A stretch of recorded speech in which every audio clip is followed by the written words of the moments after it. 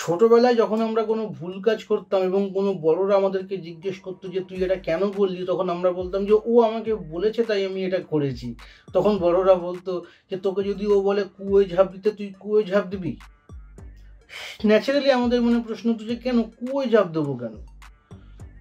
তো এখন ইদানিং বা গত কয়েকদিনের ঘটনায় বুঝতে পারছি যে না, এমন কিছু মানুষ নিশ্চয়ই আছে পৃথিবীতে যাদেরকে কুয়োয় ঝাঁপ দিতে বললে তারা কুয়োয় ঝাঁপ দিয়ে দেবে।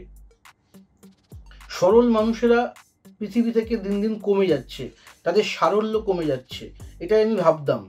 কিন্তু গতকাল বা গত 1-2 দিন ধরে ফেসবুকে যা দেখতে পাচ্ছি, সারল্য এখনও বর্তমান রয়েছে, মানুষ এখনও সরল।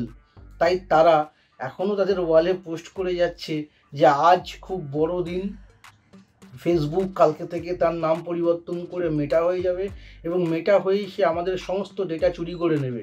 কিন্তু আমি ফেসবুককে অনুমতি দিচ্ছি না যে সে যেন আমার প্রোফাইল থেকে আমার ছবি বা ভিডিও না নিতে পারে। কোনো এক বড় উকিল আমাদেরকে এটা করতে বলেছে। আপনারা এই লেখা যে কোনো জায়গায় কপি ক্লিক করুন, কপি আসবে, সেটা কপি করুন এবং আপনার ওয়ালে গিয়ে পেস্ট করুন। এতে আপনার ছবি বা আপনার যে সমস্ত তথ্য আছে সেগুলো মেটা চুরি করতে পারবে না। এটা নাকি টিভিতেও দেখানো হয়েছে। এটা কত সরল না? আমরা প্রতিদিন আমাদের নিজেদের ছবি, ভিডিও, ইনফরমেশন ফেসবুকে নিজেরা আপলোড করছি, আবার নিজেরাই বলছি ফেসবুক তুমি নিও না। আমরা যখনই কোনো একটা কিছু ফেসবুকে আপলোড করছি তার মানে আমরা সেটা ফেসবুককে দিয়ে দিচ্ছি, এবং যখনই ওটাকে আমরা অ্যাজ এ পাবলিক করে রাখছি তার মানে ওটা একটা পাবলিক ডোমেনে চলে যাচ্ছে এবং যে কেউ সেটার ইউজ করতে পারে। ডেফিনেটলি মিস ইউজ করতে পারে না, কিন্তু ইউজ করতে পারে। অর্থাৎ আমার ছবির কীরকম ধরনের ইউজ করতে পারে, আমি একটা আপনাকে উদাহরণ দিই। যেমন ধরুন এখন এই যে এআই এসছে, এআই যখন আমরা এআইকে বলি কোনো একটা ফটো জেনারেট করতে, তো এআই কি করে? এআই তার মধ্যে রাখা যত রকমের মানুষের চেহারা আছে সেই চেহারাগুলোকে মিলিয়ে এই ডেসক্রিপশনের সাথে, প্রম্পটের সাথে মিলিয়ে একটা কোনো ছবি আমাকে বার করে দেয়। তো এআই যে এত ছবি তার মধ্যে স্টোর করা আছে, সেই ছবি ইনফরমেশনগুলো কোথা থেকে পেল, কার কাছ থেকে পেল?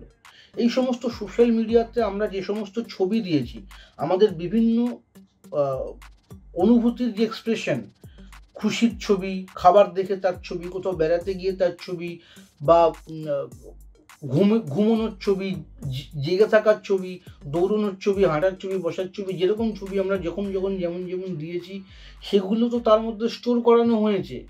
অলরেডি আপনার ডেটা ফেসবুক ইউজ করে ফেলেছে। এবং এই যে আপনি বোকার মতো কোথাও একটা দেখেছেন এবং কপি করে পেস্ট করে এবং ভাবছেন বাংলায় লিখে দিচ্ছি বলে আর ফেসবুকে ওটা নেবেন, এরকমটা হয় না। যখন আপনি কোনো সোশ্যাল মিডিয়াতে বা কোনো রকম প্ল্যাটফর্মে যান, শুরুতেই একদম যখন আপনি সাইন আপ করেন তখন ওখানে একটা এগ্রিমেন্ট থাকে।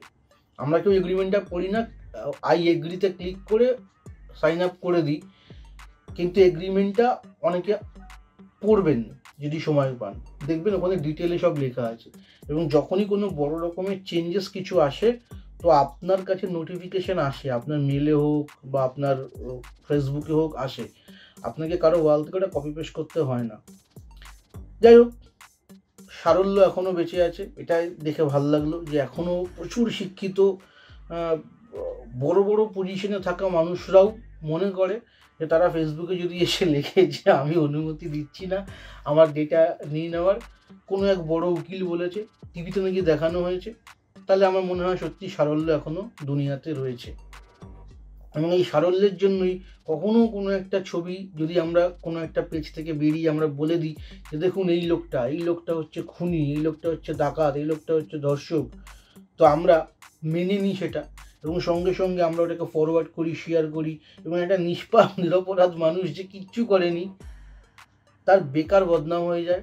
এবং এমনও হয়ে যায় যে লোকটা হয়তো আত্মহত্যা করতে বাধ্য হয়, কারণ সমাজে তার বদনাম হয়ে গেছে কিছু না করে, কারণ শুধুমাত্র আপনার মতো কিছু সরল মানুষ ফেসবুকে দেখে সেটা শেয়ার করে দিয়েছে।